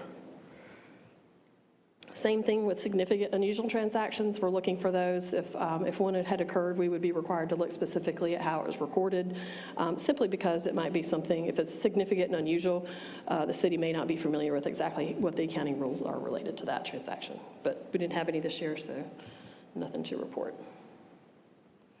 Significant estimates. There are a fair amount of estimates that are included within the city's financial statements. The biggest ones are related to the pension retirement plans, as well as the other post-employment benefit plans, the health insurance for your retirees. And so those are pretty big estimated numbers that are created by the actuaries that receive information from your staff, census information from your staff, and create an estimate of future pricing on those. And then there's several others listed here, but those are the biggest ones. And then this next slide just talks about what we look at as a part of those estimates to ensure that they are representative of management's best estimate at year end. And then last one is just the financial statement disclosures. If we felt like there was disclosures that we needed to bring to your attention that were difficult to understand or sensitive, or maybe not neutral for some reason, we would highlight those and bring those to your attention to make sure you look at as a part of reviewing these financial statements. But we do feel that you can pick up these statements and read them and understand them clearly without me calling out anything in particular. So as I mentioned, we are your external auditors. That comes with a need to be independent and maintain that independence from the time we start the audit all the way through issuance. And so we evaluate it up front, and then if we are to perform what we call non-attest procedures, basically anything outside of the audit itself, we evaluate whether that may or may not impair our independence. The only thing that we note that is different, that is extra beyond what the audit requires, is the completion of the data collection form. That is where the city is required to report the federal dollars, the compliance for the single audit and the audit results for that. And so we draft it, and then management reviews it and takes responsibility for it, which allows us to maintain our independence. These next two slides just have a couple of items that we are required to communicate. One would be if we had any difficulties with management during the audit. We don't have anything to report there. We also didn't have any disagreements during our audit, thank goodness. We didn't consult with any auditors on any other items. Sometimes there's specialty things where we may need to phone a friend basically to get consultation. We didn't have that. This last one in purple is important, the management representations. Our audit is only good as the information that the city provides us to audit. We've got professional skepticism in there, but we are heavily reliant upon the information provided to us. And so we make out a list of items and different things that were represented to us during the audit, and then we ask management to sign that letter, and we rely upon that as our ability to give the opinions. We're not aware that management consulted any other auditors for second opinions. We don't have any other findings or other issues that we feel that we need to bring to your attention. Again, in purple, it's important. Our audit is not designed to look for fraud or illegal acts, but should we come across that during our audit, we would be required to report that to you. We didn't note anything fraud or illegal acts during the audit. And then lastly, going concern, we are required to evaluate the city's ability to continue not only from the date of June 30th, but from November 15th for the next fiscal year or the next year would the city be in operation. And we do feel like you guys will be here next November. Other matters, this slide just covers how our audit opinion lays out within the financial statements itself. There are different sections and different levels of opinions.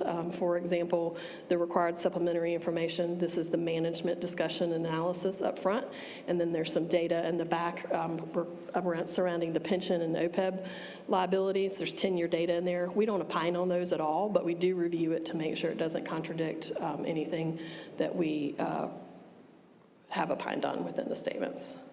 This last one talks about the transmittal letter that the manager adds into the front and the statistical section in the back that gives a lot more 10-year information. We don't opine on those either as well, so just I guess, a disclaimer or opinion on that stuff. And then lastly, upcoming financial reporting changes. The GASB has been putting out quite a bit of accounting guidance for us over the last couple of years. They're finally slowing down. The only one I want to call out to your attention is in purple, GASB 101 for compensated absences.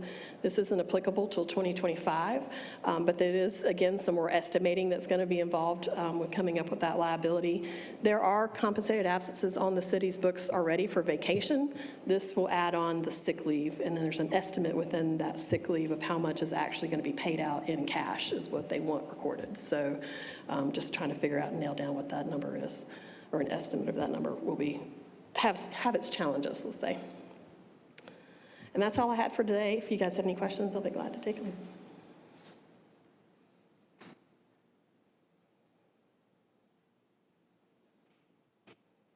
All right, Councilmember Freeman, thank you for your presentation. Sure. Especially the purple box, no fraud and all that good stuff. You're in great shape. We stayed awake, that's good. Yep. Councilmember Freeman. Thank you. I was just going to say the same thing. Thank you for the presentation. I appreciate the work of your company and also of our staff. I know the audit department has been working throughout the year to continue to keep this process going, and it's good to have those highlighted things to continue to have those conversations in the audit committee. So I know we do a brief presentation in the audit committee, so thank you for presenting today. Sure. Thank you. Councilmember Rist. Yeah, again, thank you for the presentation. Ms. Brewington, thank you for being here to be part of the presentation. My only question is for Madam City Manager or maybe Ms. Brewington, on the one significant deficiency that was identified, what is the action in terms of financial close procedures that have been undertaken or will be? So thank you for that question. As the partner, Ms. April has presented here, we had a very robust review period for the cutoff, the 60-day cutoff right after June 30th, which was all transactions in July and all transactions in August, because typically, if we receive services, we're going to receive an invoice, and those invoices will be paid within that 60-day period. What happens sometimes is we receive invoices late, and now that we discovered this one transaction that exceeded the threshold that the auditors had set for materiality, we will then be implementing additional reviews, as she has mentioned, in the finance department for it won't be every single transaction, but it will be some transactions to ensure that when we receive late invoices that we are going to code them to the appropriate accounting period. It's just a matching principle. We all understand it. Whenever we find out something needs to be done differently, we will do it. We always look at cost benefit, but we will certainly implement the recommendations that they have given us that led to this one invoice being in the wrong period. One transaction out of multiple thousands. It's not bad. So kudos to the city staff, and finance department, and budget. And thank you all also for being thorough and helping us with this. Are there any other comments regarding the audit? All right. Well, thank you all so much, Ms. Brewington. Before I shut this down, I do see Tim Flora, the finance director. It is really the finance department, not the audit department, that works with the auditors to make sure that this work gets done. They're the ones that handle all the transactions during the course of the year. So I just want to say great job to Tim, and that's it. Yeah, we have the best. So thank you all so much. All right, and our last item of discussion is discussing the process and procedures for completing actually performing the process for fulfilling the vacancy of Ward 3. And I will pass this over to Councilmember Caballero. Thank you, Mayor. I just wanted to thank the City Attorney's Office for providing the memo in our packet. I thought it did a really great job just kind of lining up what the choices that we have in front of us. As of Monday, I think the two choices we have today are which process we're going to choose. Are we going to follow our own procedures, or are we going to follow the process laid out by the General Assembly?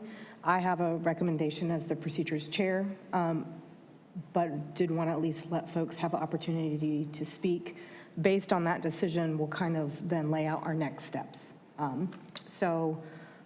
Just want to open it up for any conversation or questions that colleagues may have. Do you mind just briefly stating the two options?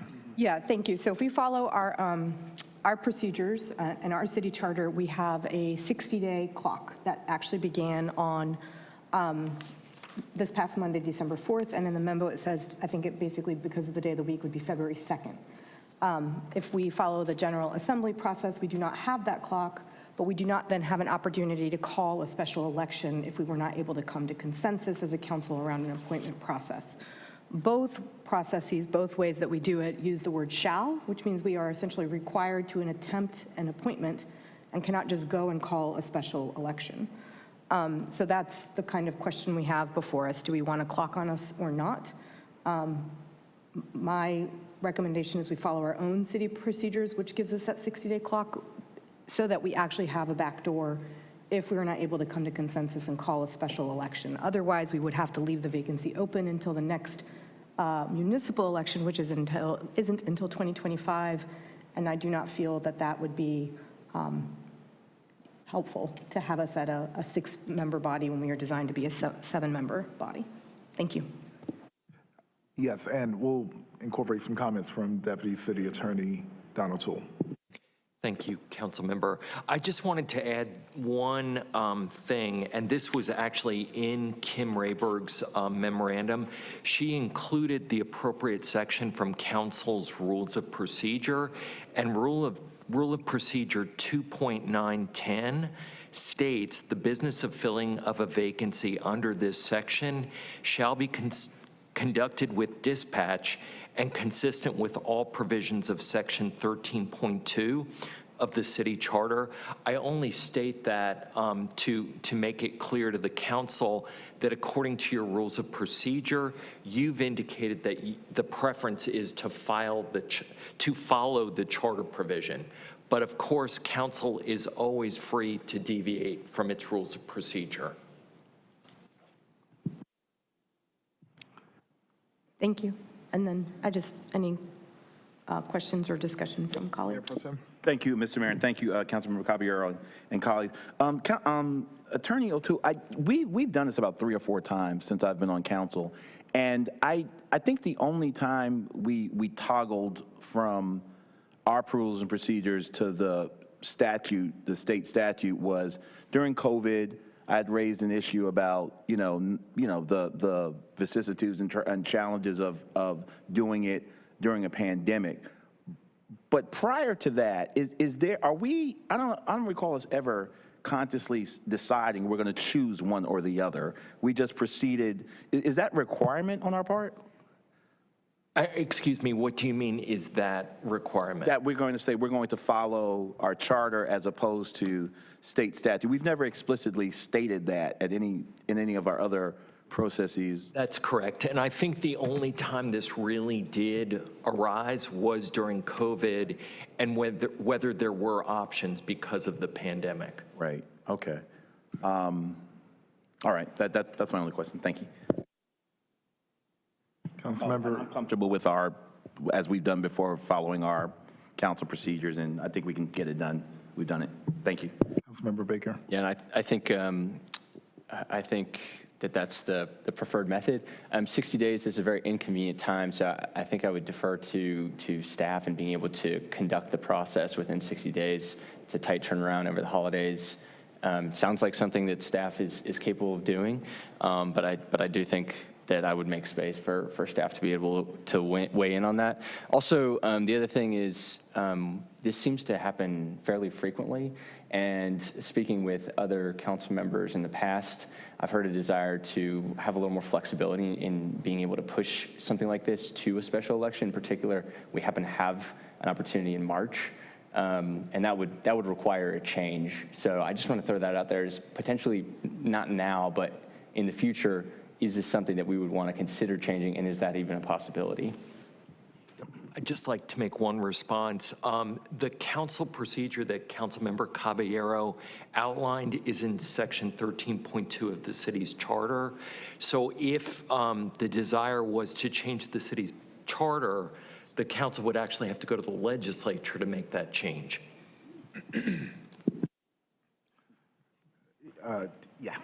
Mayor Pro Tem. Thank you, Mr. Mayor. I'm going to, Councilmember Baker, just to your point, that is something that I've actually raised a number of times about our own flexibility. My belief is that the seats belong to the people, and as close as we can keep that to the people, I think the better. However, it does say shall, as Councilmember Caballero, that we have to make an attempt. Listen, if we come to a loggerhead and it's a tie vote and we can't decide and no one changes their vote, which I have some comments about that, feelings about that, but no one changes their vote, then we do punt to an election in that case. So the charter does contemplate an election. It's just been kind of the tendency of the council as an institution to work until we make a decision. But if we come to a vote where it's loggerhead, where there's a tie and no one's moving, then we will indeed get a special election or an election. Thank you, Mr. Mayor. Question of clarification on that. So let's assume that happened, right? So we had a process. We couldn't resolve this, right? That could take till like January, February, right? So if we were at loggerheads, could that then be even on the March election, or is that too late to get on the? So we also like up against that kind of clock. Madam Caballero. Thank you. In the city attorney's memo, it did discuss reaching out to the Board of Elections, and I had a question around, is that something a council member should do? Is that something that, I guess, whose responsibility is it to reach out to those Board of Elections in that, like, to get to the point of 60 days, it's February 2nd, the primary is March 10th, I believe, if that is sufficient time for the Board of Elections or not. And so that was one of the questions I had, is whose responsibility is it to reach out to the Board of Elections, and if it's the procedures chair, I'm happy to do it. Anybody can reach out to the Board of Elections as long as we trust the individual that does it, that they're going to get accurate information. And just as a reminder, that's only a fallback if council can't agree. So just out of a matter of procedure, I would just rely on you being that person to request if we get to that point. But I also had a question. Do we know the cost of a special election? Madam Clerk? I don't have the exact figure, but the past primary cost over $600,000. I really hope that we'll be able to agree on someone at some point. That will be a significant tax. That will be an expensive disagreement. So, Madam Freeman. Thank you. I was just asked if that's because it's an off-year election, because I don't know that the cost would be that high with the primary already set and an election already occurring. We can double check with the Board of Elections and get back to you. That would probably be the best way to proceed. Thank you. Yeah. And actually, I think it was because it was an off year. We'll make sure, but which Durham has an election almost every year, which is super expensive. I hope one day we can change that, but that's my personal preference. Any other comments, Mayor Pro Tem? Thank you, Mr. Mayor. Very quickly, it's to Councilmember Baker's earlier observation. Hate to break it to you, but the staff, this is a council trip. All the work is on us. We're going to set the timetable. We're going to come up with the interview questions. We're going to set, so I wish it were staff dependent, but you're in it now, buddy. So it's all on us. We're going to do the heavy lifting. So I just wanted to say that to my honorable colleague. Thank you, Mr. Mayor. Madam Caballero. Thank you. So my understanding is we will be following our council procedures on the appointment. Madam Clerk, that means we need to notice the vacancy. I think that's your step. I know we have a very basic application that we can also make available. I think to the part around questions and the following process, what has been done historically is that we, beyond just kind of a basic application, the next step is then a series of questions I think we should probably all have the opportunity to review those questions and provide any edits if we have them. And Madam Clerk, I think if you could send all council members what's been done, the template from previous years, now that we are going to be following the 60-day, our own procedures process. Then the two other steps of the process that we've done are an interview in front of council, and then kind of opening it up like a public interview for supporters to come before council. So it's essentially 2 public meetings and a questionnaire that we all get the opportunity to review. So laying out that process here, does anyone have anything that they'd like to share or ask? I would just like to ask that anybody applying for this Ward 3 seat actually stay the entire term. I don't think that's happened since I've been on this council. I did. I'm sorry, I was asking for clarification over here legally about something, but I missed a comment. But are there any others? Chair Caballero, I would just, I think you've laid it out. I mean, the good thing is we got a template. We've done this a number of times before. I would just lay out that there might be the need for an intermediary vote, depending upon how large the field is, narrowing down to who's going to move forward to the interview stage. So other than that, you brilliantly nailed it. Thank you. Thank you. So our next steps is the city clerk will be noticing it and putting out the basic application. Do my colleagues have a due date that they want, or do you want me to just email y'all and folks can, however you want me to proceed, I'll proceed. Thank you. May I ask, Mr. Mayor, with your permission? No, go ahead.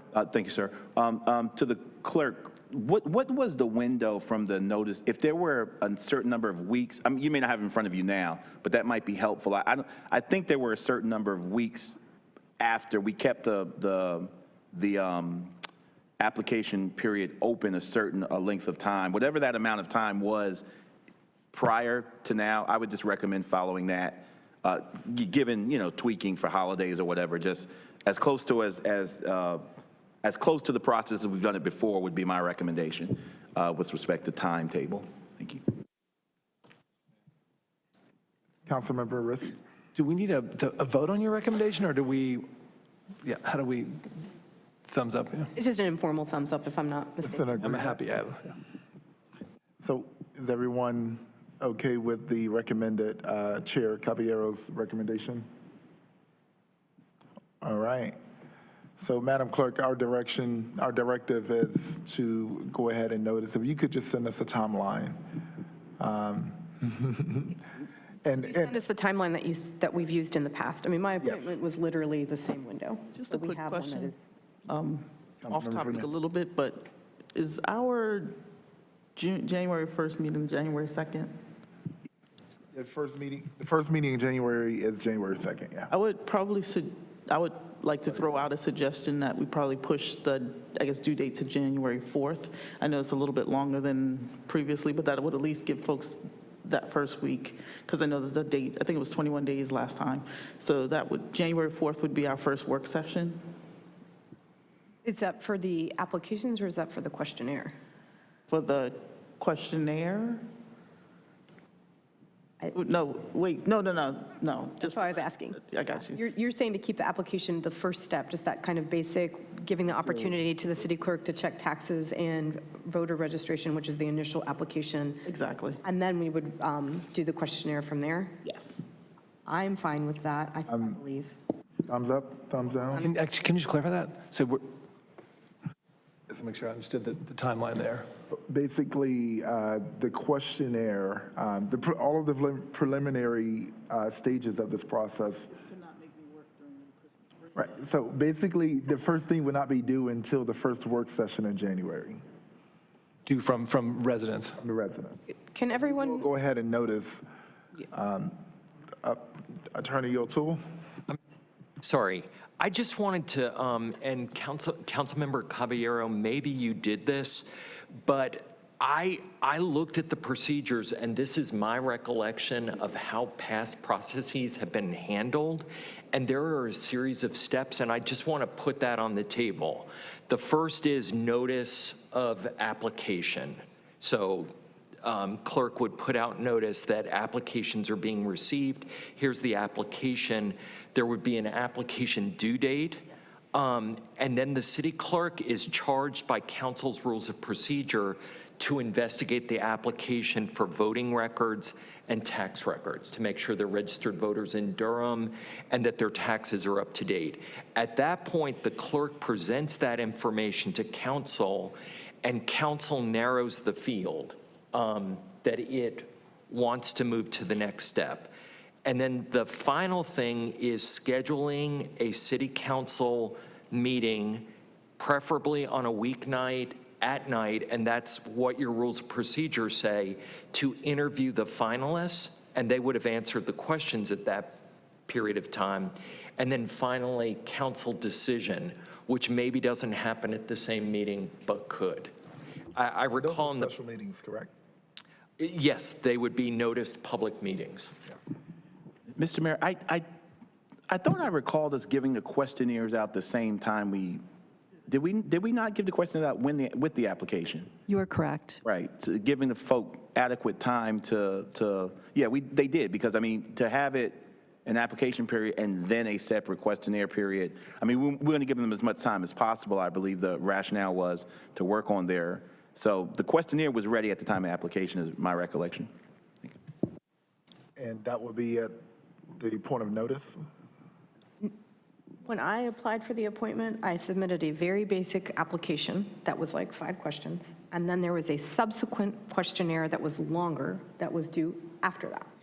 And that's consistent with council's rules of procedure. I don't know if there was a deviation at some point in the. Yeah, I'm just sharing what I remember having to, because I remember the first one was very basic. It was to allow the city clerk to check my tax records and to make sure I was a registered voter. And then there was a much more robust, like 15 questionnaires. No doubt. They were due at different times. Yeah. And I think what we learned from that process was that we needed to give the folk more time. I think that's the exact data point where we said, we should probably do it at the time we issue the application, if I'm not mistaken, because I think the last 2 times the questionnaire was ready at the time of the application or available to folk then, so. So the process is on us though, right? Yes. Yeah, so we can choose to provide the application at the same time as the questionnaire at the same time as the application. The folks who are interested in the position will do the work. What my concern is how much, work we're putting on staff to try and get this done. I just want on us, right? the opportunity on the questions to see the old questions asked and make any edits that we may want or additions. And I just don't want to assume that folks want the same questions, because it's up to us to decide that. So if there's another question that folks want to ask, I feel like people should have the opportunity. It's a new council. So we have one more work session before a break. Do you want to try and get the questionnaire done by then and then make the application at the same time? And then, You mean like the questionnaire there are two matters on the questions. Us choosing the questions and then the actual questionnaire for the people. So making us pick the question, go through the questions. By the next work session. By the next work session, so that the clerk can make that available with the application, which is like the 21st? Well, if we're going to notice it, we're noticing it with the application. It's up to you what you decide. Can you make a recommendation, Madam Chair? my recommendation, because of the holidays, is to go ahead and let the application, the basic application and the notice go live, because that can let the clerks, as people apply, they can do their background work. follow Councilmember Freeman's suggestion, which is any changes that we do make to the questionnaire have to be completed by December 21st. And the questionnaire would go live. No? The meeting is the 19th. 19th. Sorry, excuse me. Sorry. 19th. Not Thursday, but Tuesday. Thank you, I appreciate that. So then the questionnaire would be available to folks, and they would have until, which was also Councilmember Freeman's suggestion, until the work session on January 4th. That gives us time to make whatever necessary adjustments we want to make to the questionnaire. So that it is a two-step process for the applicants, right? Will be. Yes, if we do it this way, it will go ahead and let the clerk get the process rolling and let them do their, because that part is on them. The taxes and the voter registration is on them. We do not do that. So it would let them, as applications get submitted, do that background work, and they're not waiting on us to figure out what questions we're going to ask. So she can notice now. You could notice now. With the and we'll application. keep our clock moving, which is something I'm very cognizant of. Yeah. We would then, the questionnaire would go live on December 20th, essentially, after we've confirmed as a council we're comfortable with those questions. It would give everyone an opportunity to make any suggestions or edits. Madam Clerk, could you send us a copy of the old questionnaire, please? Thank you. And then we would get everyone's information January 4th. I think we would want to schedule something the subsequent week for an interview. That's the week of January 11th. And then I think what we've done is done both the interview and the kind of bring your supporters in, if that's I think everyone wanted that. I think we've done that both in 1 week. Yeah. So that week of January 11th, which is a week that we're off council meetings, and then that would set us up to make an appointment well before February 2nd, in case we are at an impasse. It will give us a little bit more time. If you wanted to use the week of January 8th through the 11th, the 8th is that Monday. You could do Monday or Tuesday, you could do the first part, and then the 11th, you could have the second, like, public. And folks look at their calendars right now, and just because that's something that we all need to be present at. I mean, the one thing that I note right away is that the 11th to 12th is that's the new council member training by the school of government. So I will be out on the 11th and 12th of January. But we would be doing them in the evening. We're traveling for that? Greensboro. Greensboro. Okay. Right, so I could, like, if it's evening, I could be there. If we chose that, What about Tuesday, the 9th in the evening for interviews and Wednesday, the 10th for supporters? Does anyone have anything that would prevent them from doing that? Say that again, Tuesday the 9th? Tuesday, the 9th and Wednesday, the 10th. if the 9th were absolute, that's the heat. Oh, that's right, the Planning Commission uses this space on the 9th. And the 9th is also the big kickoff of this. That's the Duke kickoff. Oh, of that's right. What about Monday, the 8th, and Wednesday, the 10th? Perfect. Okay, so That works. I'm going to kind of backwards map us. What we're saying is Tuesday, the 9th is the night we would have supporters. No, the 8th. Sorry, 8th and 10th. Wednesday, the 10th is the night we would have supporters. Monday, the 8th is when we'd have interviews. The 4th is when the questionnaire is due. Council members have until before Tuesday, but Tuesday the 19th is where we settle on the questionnaire, and that's when it goes live. The notice is getting handled by the city clerk's office this week, and that very basic application is also getting released, which means that the vote for our new council colleague would be Tuesday, January 16th at that council meeting. Yep. Are folks comfortable with that timeline? I'm comfortable that we have a timeline. And then, Madam Clerk, you'll just send us you can send us that timeline and then an example of previous questionnaires. Thank you. Does How long anyone? will the application period be open? What's the? About 2 weeks, 2 weeks, roughly? All right. roughly. I mean, it's 5 questions. It's like Little over. your name, your address. Right, but when's the drop dead date when we're not going to accept anymore? We don't have that. We can get that. If she's going to notice it this week, does she have a sense as I mean, maybe we should advertise the say drop dead date, the end date? today is, if she notices it today and we said 2 weeks, that's till the 21st.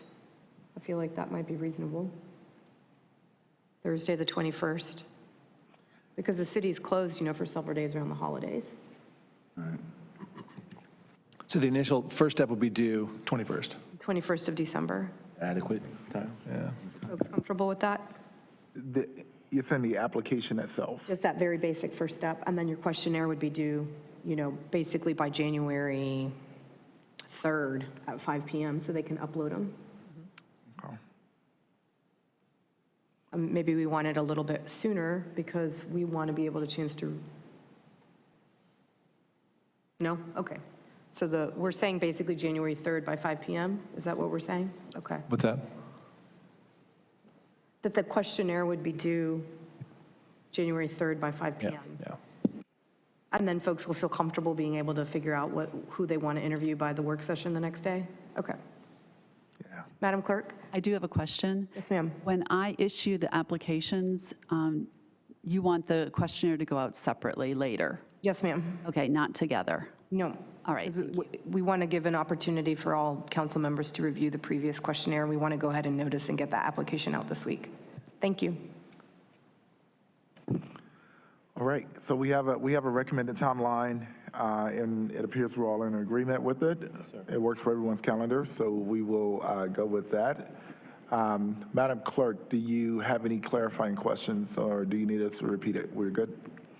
All right, so that is our final agenda item. I will now... All right, Madam Clerk, do you have any matters before we close out the meeting? Yes, thank you, Mr. Mayor. I've got two boards and committees that you've made nominations for. The Durham Open Space and Trails Commission appointment for the category of at-large member, Orlando Watson. And for the Durham Cultural Advisory Board appointment, there's one vacancy with a general membership, and the individual selected as nominee is Vanessa W. Smart. And that's the end of my report. Thank you, Madam Clerk. Your report is recorded. Your report is recorded. And at this time, I will... One moment.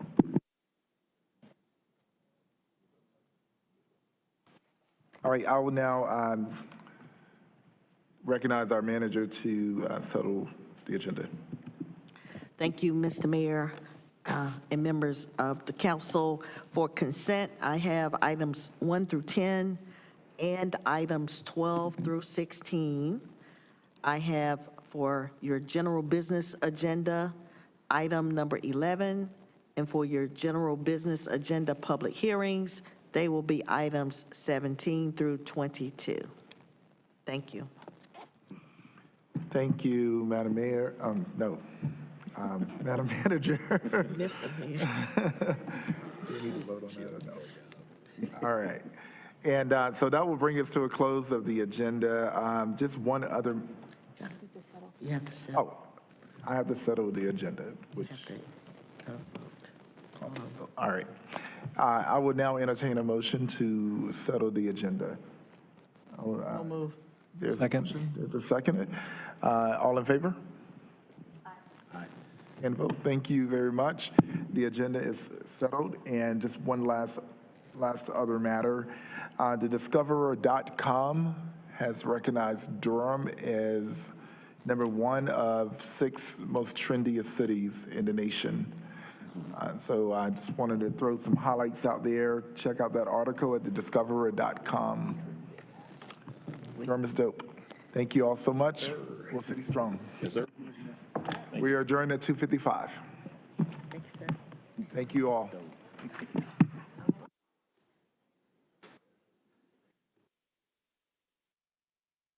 Safe travels to everyone. All right.